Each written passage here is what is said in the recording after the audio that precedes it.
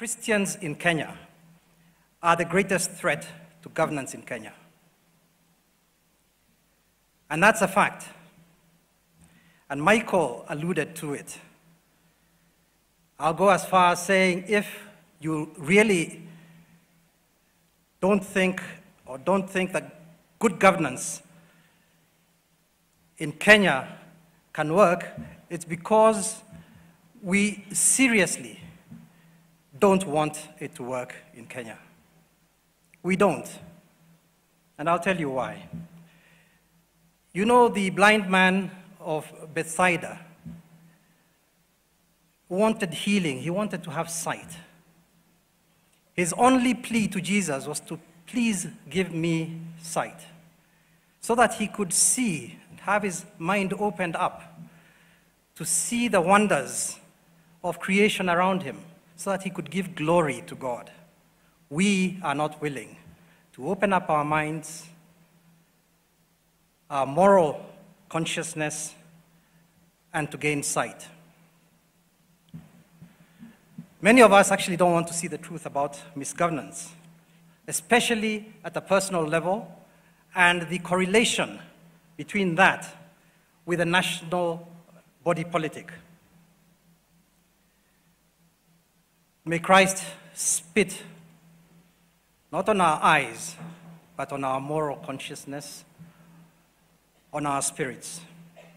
So if you don't mind, you'll indulge me as I take us along on that statement that I made, that Christians are the greatest threat to good governance in Kenya.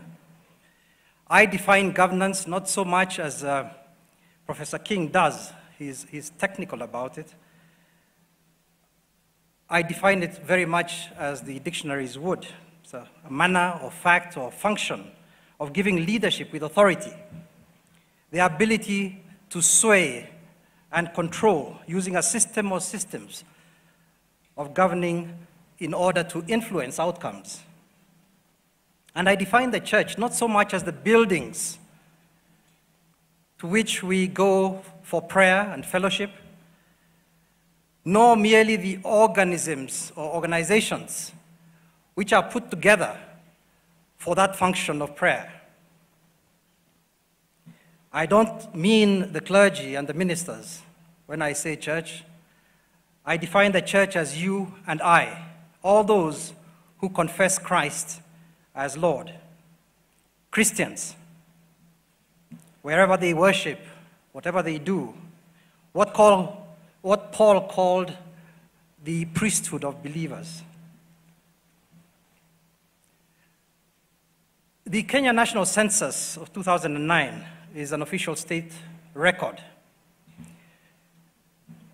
It will remain a record for years and years and years after we've gone.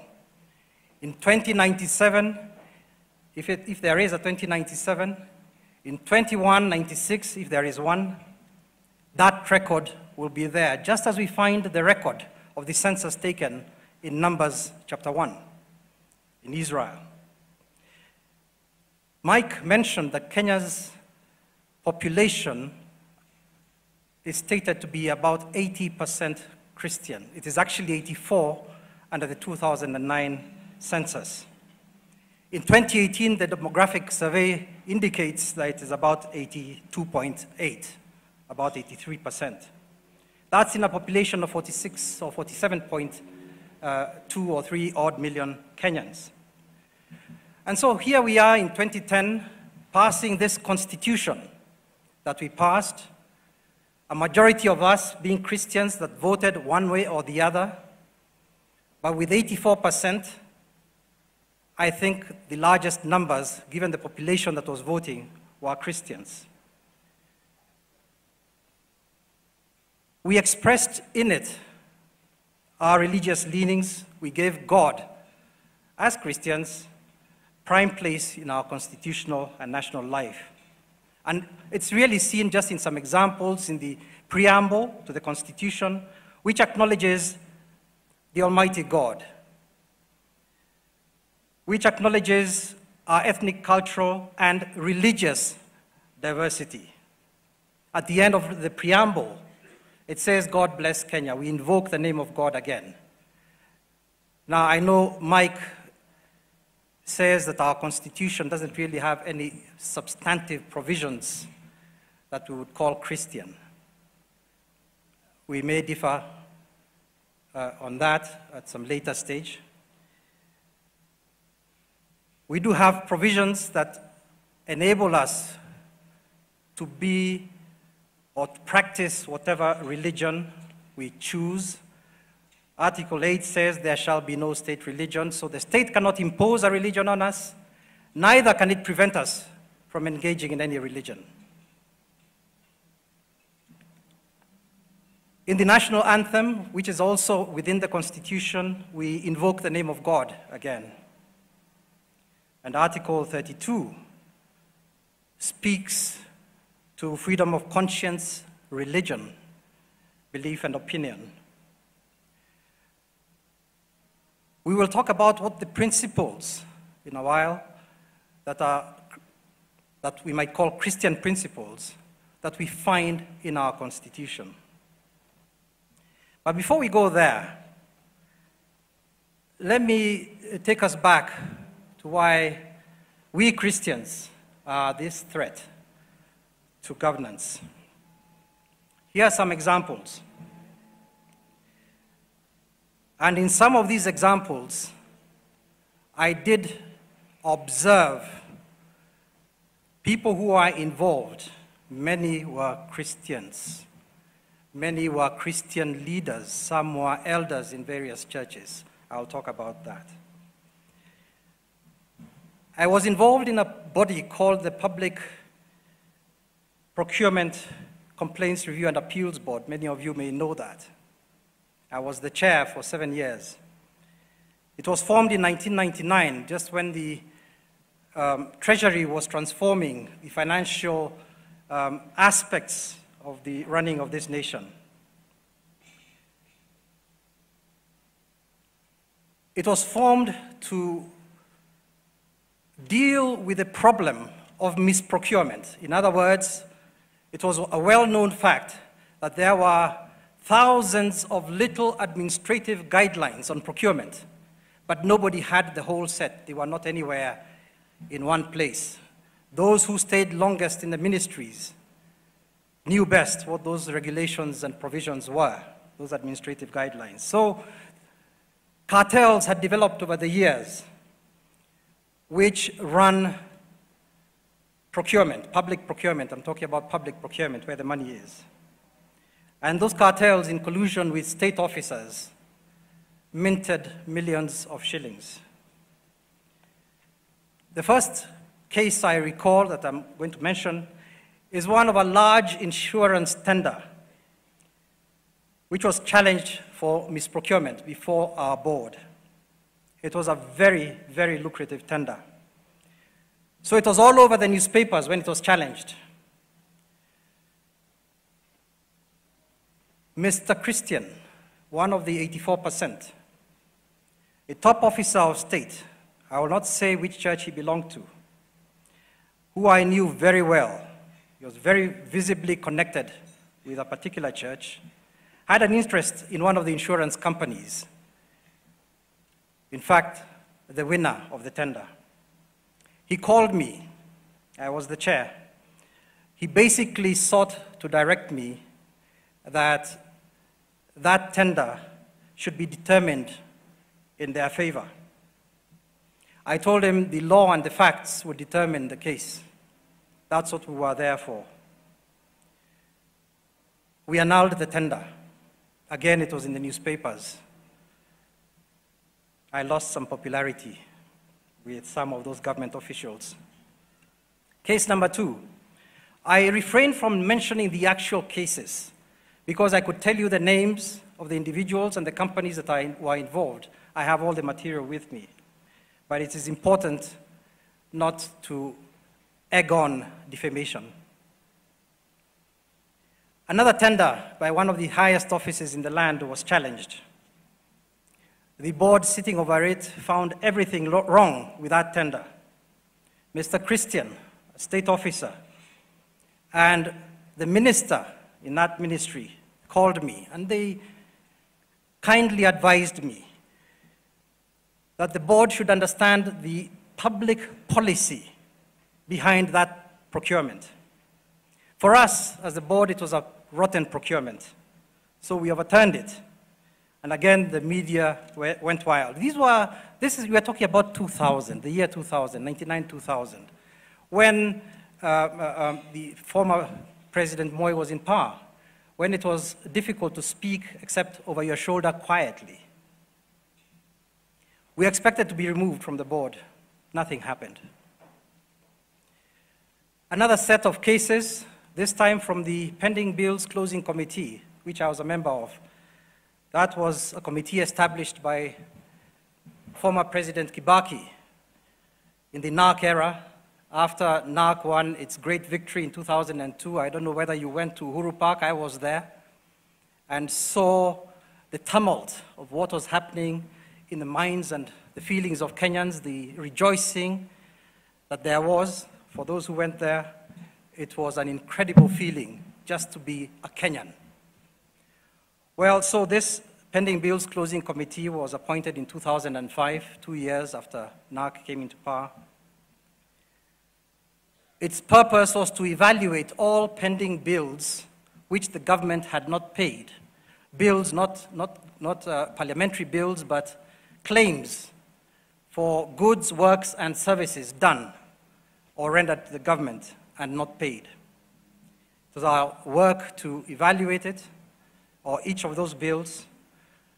We came up with about 115 billion shillings worth of bills, which we evaluated.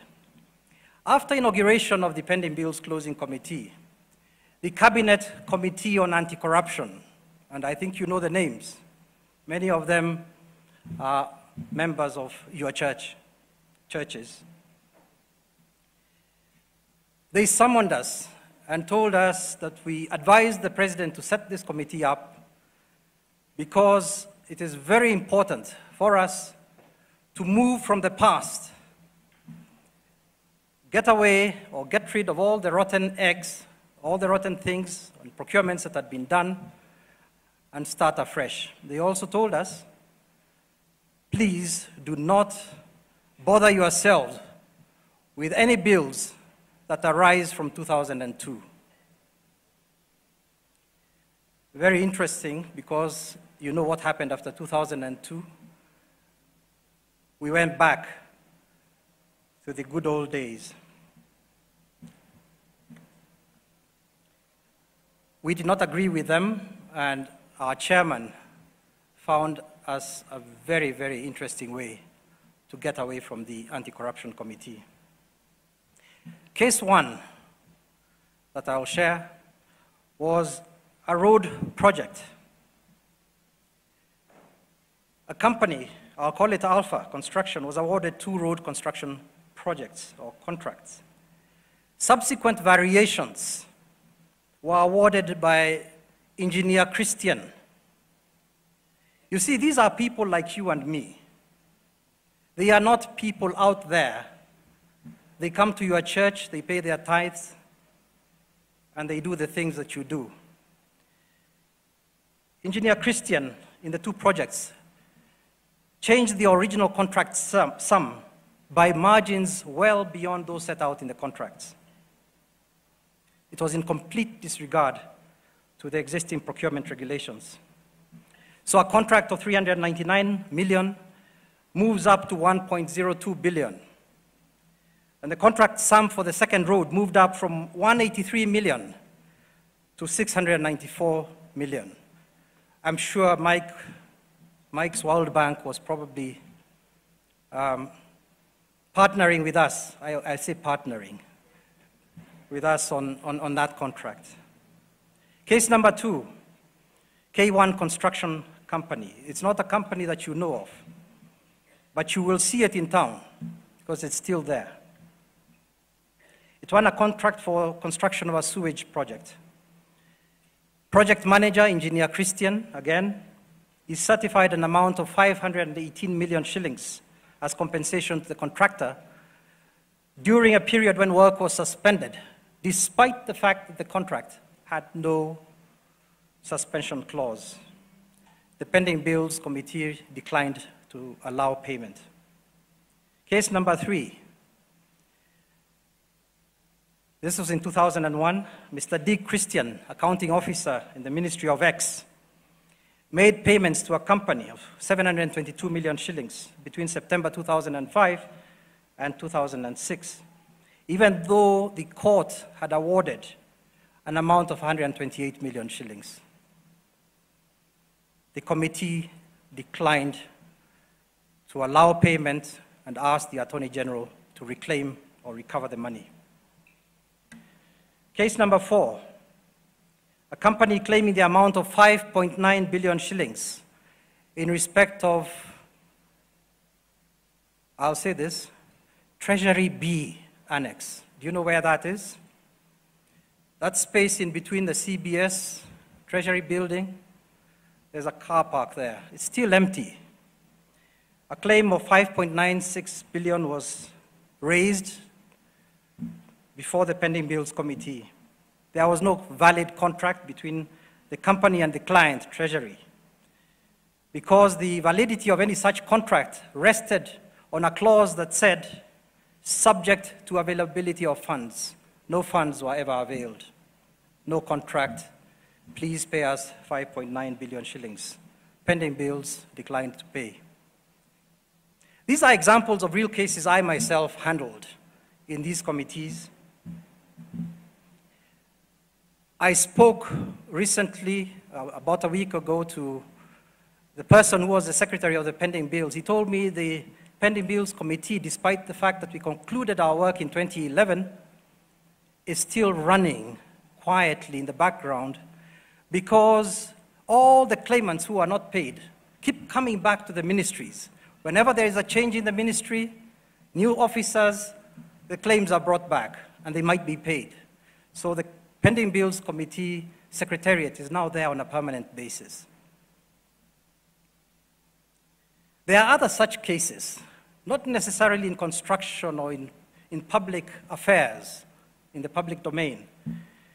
There is Mr. Christian, company secretary, who files altered returns for a company so that they can benefit themselves or benefit someone they know. Or Mr. Christian advocate, who wins a large amount of money in compensation, but keeps it in his account without letting the client know for 2 years or 3 years to earn interest. There's Miss Christian Mitumba Importer, whose every bail comes in, tucked in there with a little gift for the customs officer. There is Mr. Christian or Miss Christian Estate Agent. You and me, we sell land, don't we, all the time. We assist in selling a piece of land that we know has been grabbed, or is public land, or has no title, and so on and so forth. Why is the voice of the church and the Christian message quiet when these things are happening, with 84% of us being Christians? And I know you will say that most of us are nominal Christians. There's an argument there. Well, we are the salt and the light. We are all called to be the salt and the light, but if salt has lost its saltiness, what can be done to regain it? How can it be made salty again? We are the light of the world, but we hide our light under our bushel. If only we let our light shine before men so they could see our good works and give glory to our Father in heaven. When you look at the biblical principles of governance and leadership, and I'll just mention a few. Exodus 18, it talks about competent and able men, men of truth, or honest men who hate dishonest gain. Those are principles. Deuteronomy 1:13, we should choose wise men, full of understanding, known among the tribes. In other words, having good standing, repute, well known in their own sphere of influence. Acts 6:3, we choose men of good report, People full of the Spirit, empowered by God, empowered by wisdom, that is understanding, and people who are team players, 7 of them. In Titus 2, Paul gives us a whole slew of the kind of teaching that should be given to men, to women, to young men, to young women. Temperance, respect, self-control, faith or faithfulness, endurance, truth, reverence, purity, being exemplary models, integrity, being well-spoken.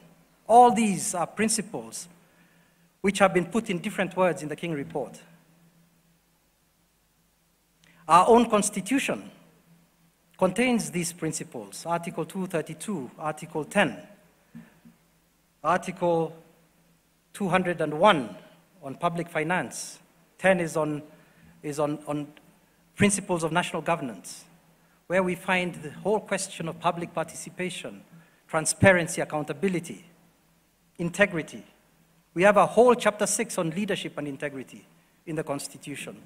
All these, I would say, are borrowed from the Bible. So, Mike, the Bible has had an influence on our Constitution.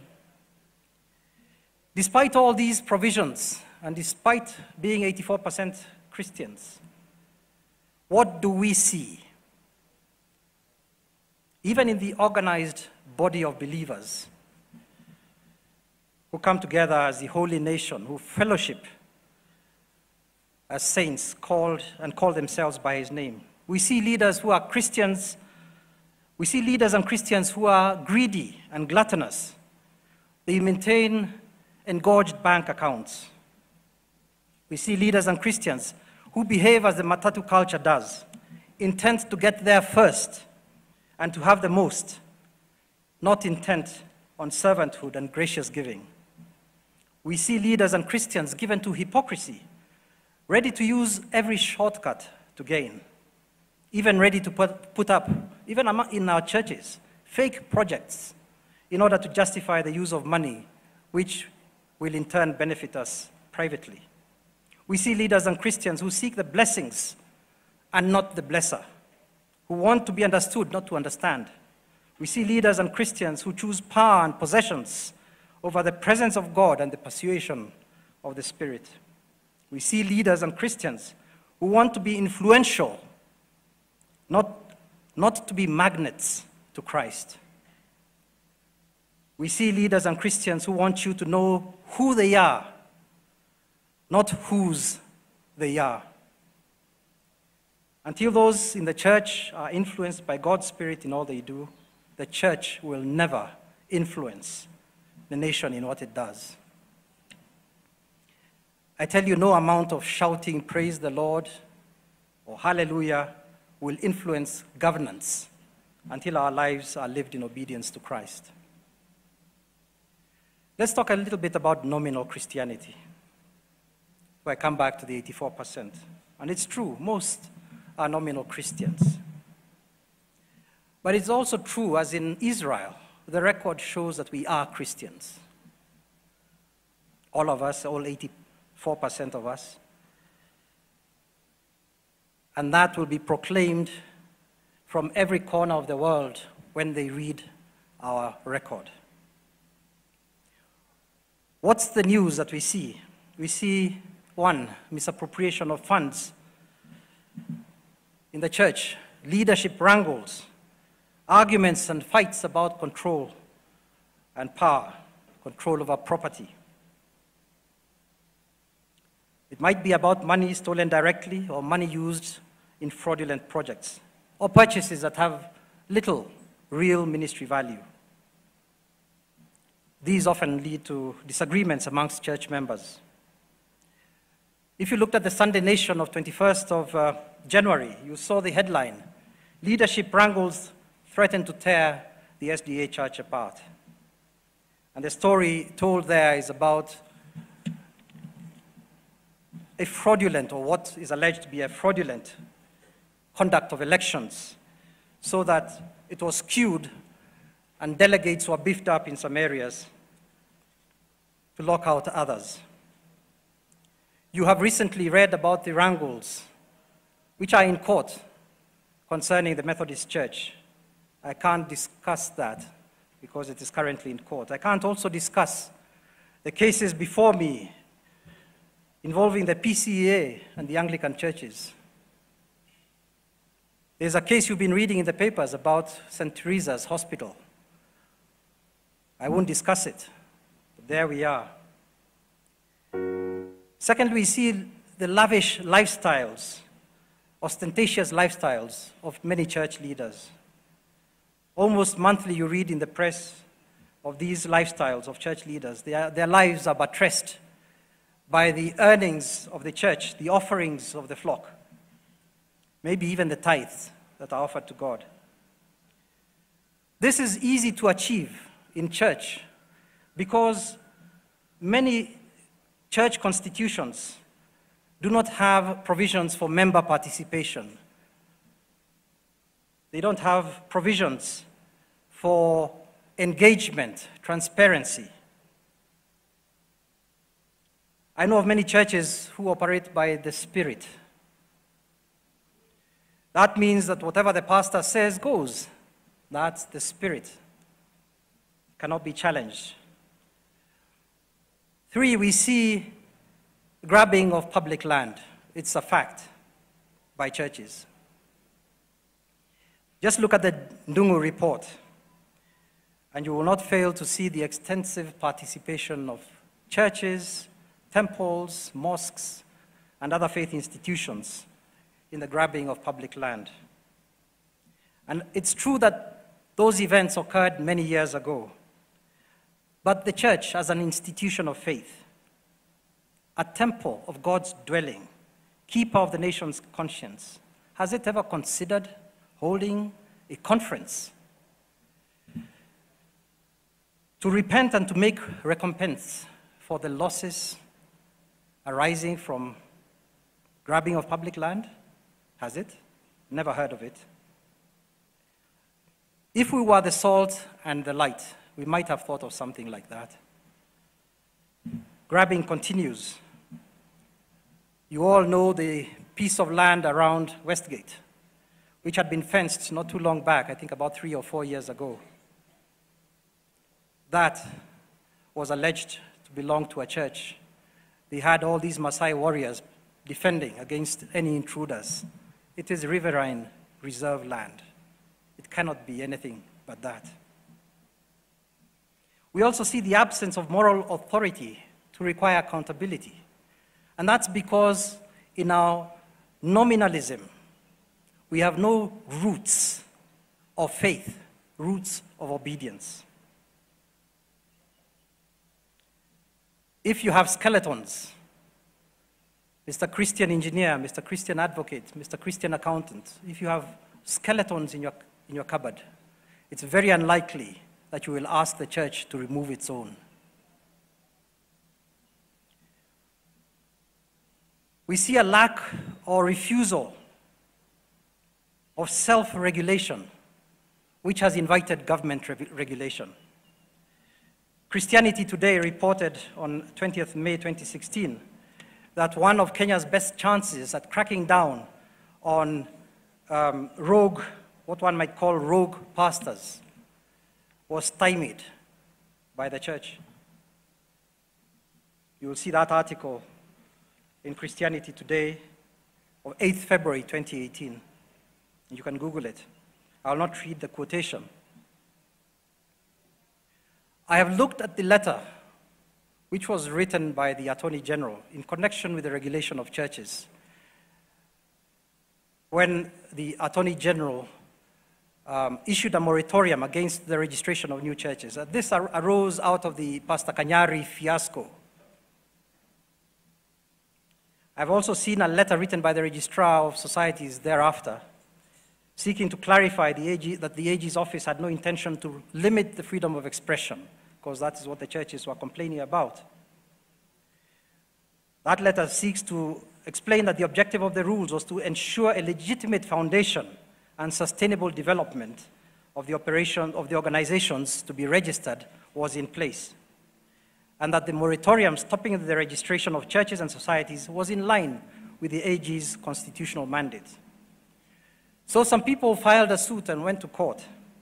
They challenged the freedom of expression. They challenged the right of the Attorney General to issue a moratorium stopping registrations.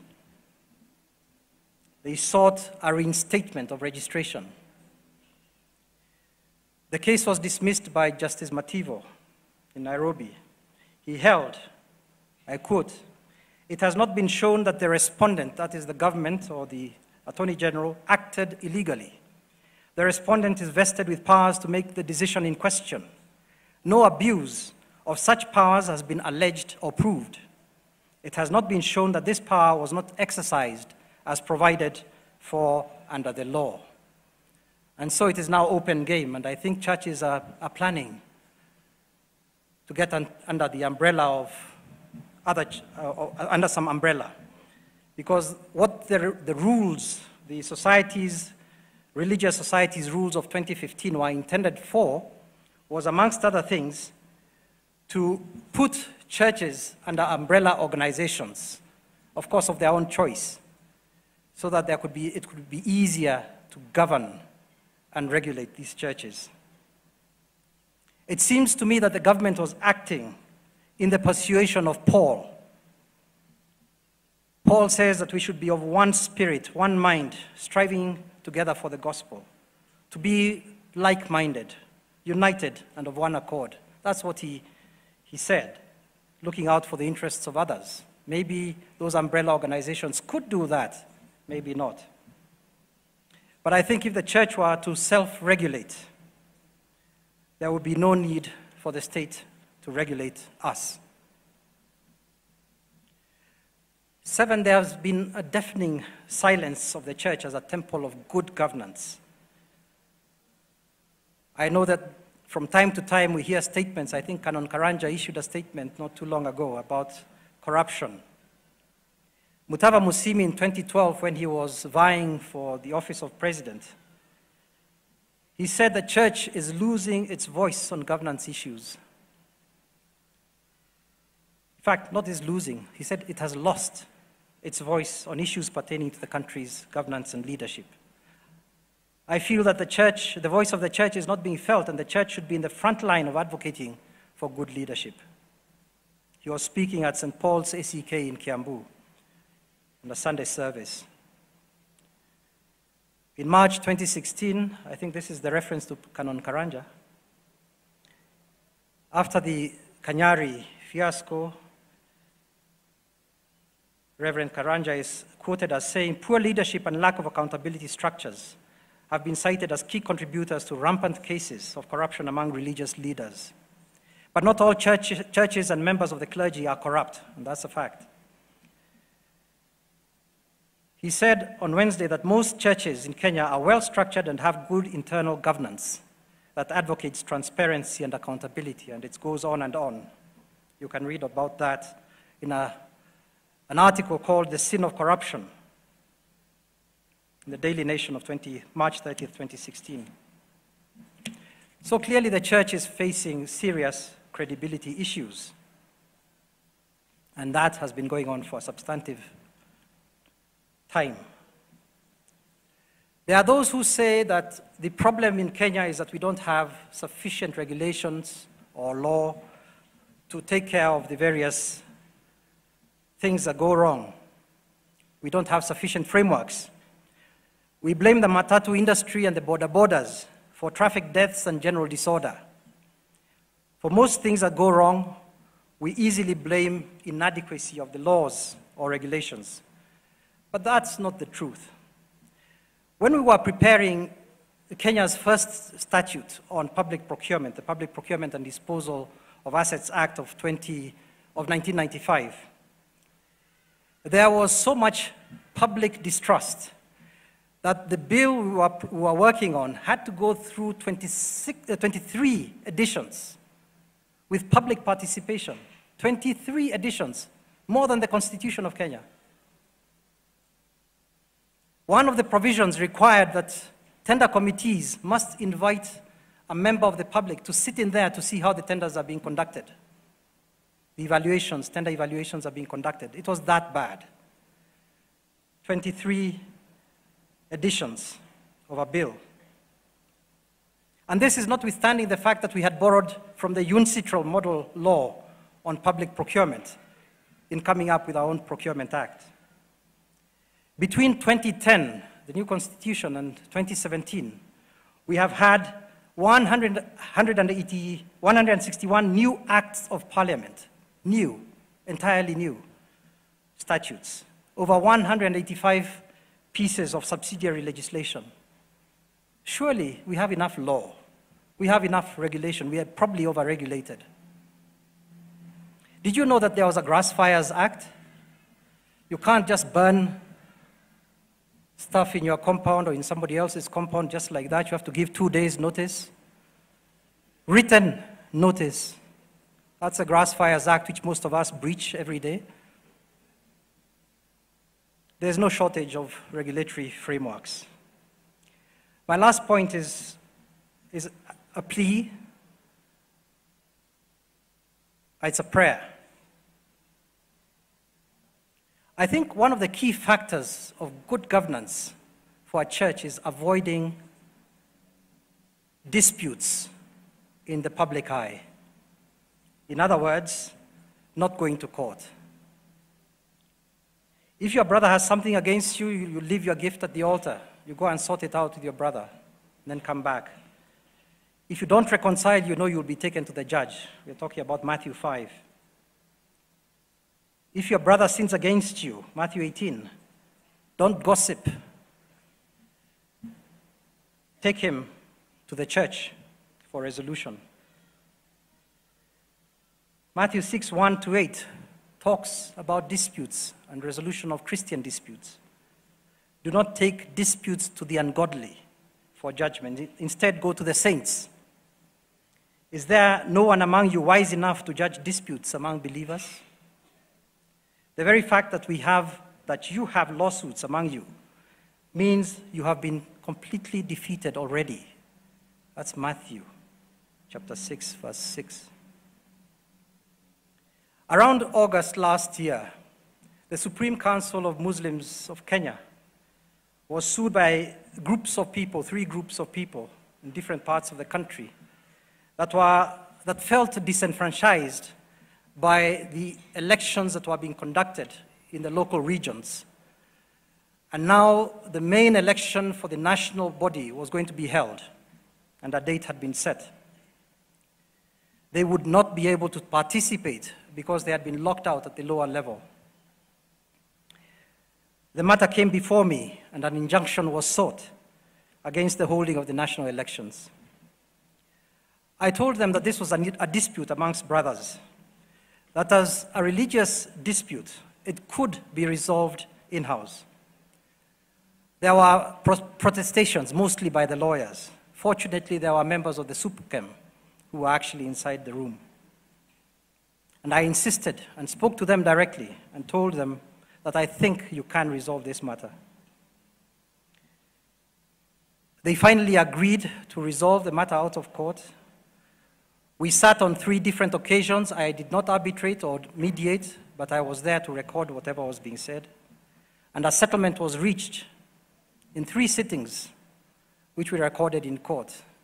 And we saved lots of time. And I count that as one of the cases I have completed. It is not in my backlog. Those Muslims seated in that room, they blessed me, a Christian. They wished me good health, long life. You know how they do it. They were extremely pleased. All that is captured. I currently record all the proceedings in my court in an audio system. I've looked at the constitutions of a number of churches. Many have in-house disciplinary provisions and clauses, including NCCK. I looked at yours. I looked at Nairobi Baptist. I looked at the Methodist Church. I looked at a number of them. Most have in-house disciplinary issues, resolution processes. But what if it's not disciplinary? It's a dispute on interpretation of the Constitution, on interpretation of something that's being done by the church. that they don't agree with. Is that a disciplinary issue? A difference of opinion?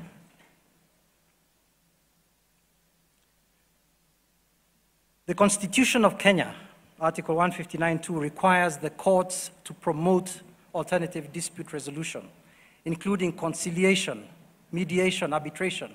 And you now know very well, it's very much in the public domain right now, that we are encouraging very, very actively. In fact, we have begun a court-annexed mediation process. We are doing it here in Nairobi in the commercial and family divisions. We have a new task force that was appointed early this year that is now beginning the work of rolling out court-annexed mediation throughout the country. The Constitution itself promotes this. Who are we to say no as judges? If you file your suit, we screen it and we fork it out to mediation if it is an appropriate type of case for mediation. I have not seen the churches clamoring at the courts and saying, we have this provision, please, can we come in and do mediation? I haven't seen that. Others are doing it. I'm not sure that there are many churches that have, on account of the new provisions of Article 159, adopted a clause on arbitration. Arbitration is final and binding. It is enforced by the court. Mediation, if it results in a settlement, can be final and binding. It will be enforced by the court. We don't have any of these. Instead, we are out there not being exemplary in governance, but washing our linen out in public. My prayer is that churches will consider this to be a serious governance point or factor. When you write your annual report at the end of every year, and when your auditor writes his report, why doesn't he put a provision in there about how many suits were filed in the church or against the church? How many are still pending? How many have been resolved by alternative dispute resolution? ADR, alternative dispute resolution, creates relationships. It preserves relationships, what Mike was speaking about. And that's why the scriptures command that we don't go to the judges to resolve our disputes. The church, I think, must wake up to its God-given place in the governance of itself and in the governance of the nation. Thank you very much.